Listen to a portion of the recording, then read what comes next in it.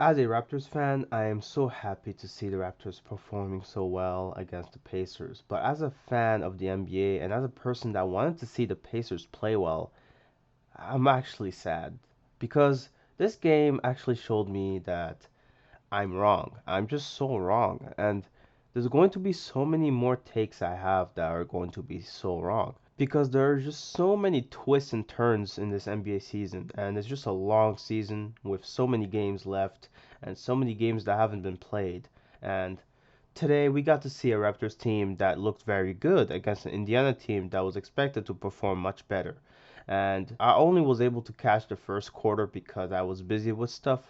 And OG Anunoby looked very solid right off the bat. I love the effort from guys like Banton who came off the bench when Van Vliet rested. And I was surprised by Nick Nurse's decision there to rest Van Vliet and put Banton in instead of putting Dragic. I guess Dragic wasn't playing that game, but the commentators didn't make it clear to me, so I thought to myself, well, Nick Nurse is just being Nick Nurse and he's trying something new out. So, with that being said, I'm not going to comment so much on the game itself because I didn't watch most of it, and looking at the box score is just not going to be very entertaining and it's not even going to be very much informational because you have to be watching the games to really get a good grasp of what happened. And unfortunately, I didn't do that. And I'm just going to talk about our expectations of these two teams.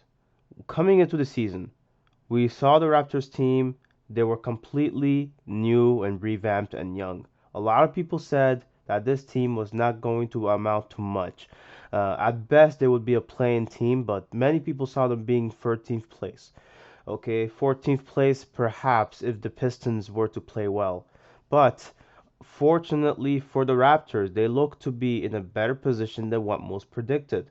The Indiana Pacers, on the other hand, coming out of a season where they had so many dreadful injuries, people saw them and people see the Pacers as being a playoff team coming into this season. And unfortunately for the Pacers, they've just been unlucky to where the first game ended with them losing by 1 point. The second game ended up with them losing by 1 point in overtime. And the third game, well, they finally caught a bit of luck and they played well against the Miami Heat team that was missing Kyle Lowry at the time. Now, the Indiana Pacers then go on to play the Milwaukee Bucks and they ended up losing that game. And then they played the Toronto Raptors, and many people expected them to win, myself included, even though I wanted the Raptors to win. And so, to my surprise, I saw the result being a very convincing win. It was very much a shock to me because the Pacers, I thought, on paper, had the players and had the talent and had the coaching to be able to beat the Raptors. A team that's so young, a team that's so fresh, a team that just doesn't have it yet. But I was wrong, and I was wrong to say that this Pacers team was a good team when I saw that they were 1-2 and could easily have been 3-0. Of course, the issue with videos like these is that I'm talking about these teams so early into the season, as though these teams have made their mark or have little to play for. But in reality, the season is so young. Again, I'm going to say this every video I make until we get to around Christmas because that's typically around the time when most NBA fans become much more engaged with the game. At this point, we see a lot of fans just, being more laissez-faire, being more passive, and just seeing the highlights, seeing the games, and just being like, well, that's interesting. That team won?